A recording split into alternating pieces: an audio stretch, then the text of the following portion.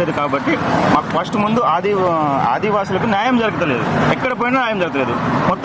మొత్తం సుగాలీస్ లంబాలీస్ వాళ్ళే తీసుకుపోతున్నారు. ఫర్ ఎగ్జాంపుల్గా మొన్న మన పబ్లిక్ స్కూల్లో థర్డ్ క్లాస్ పబ్లిక్ స్కూల్లో 13 వేకెన్సీస్ ఉంటే 7 వేకెన్సీ ఓన్లీ ఒకే జాతికి ఇచ్చిండ్రు. 7 అంటే ఒకసారి ఆలోచించండి.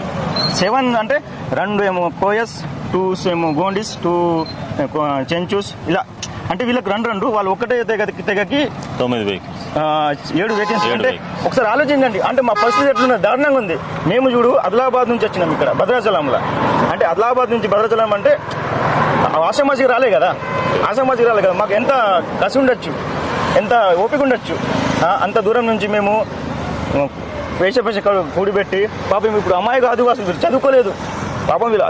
అంత దూరం నుంచి వీళ్ళు వచ్చిండు ఇక్కడ మన భద్రాచలంకి.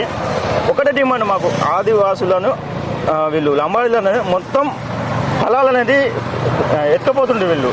అందుకే మాకు ముందుగా ఎస్టీ జాబితా నుంచి లంబాడీని తొలగించాలి ఫస్ట్ ఆఫ్ ఆల్ డిమాండ్. మనకైతే ఇప్పుడు ఆదివాసీల జాబితా నుంచి లంబాడీలని తొలగించాలని చెప్పేసి డిమాండ్ తోటి ఆదిలాబాద్ జిల్లా నుంచి వచ్చినటువంటి ఉమ్మడి ఆదిలాబాద్ జిల్లా నుంచి వచ్చినటువంటి ఆదివాసీలు వీళ్ళు కూడా డిమాండ్ చేస్తూ ఉన్నారు.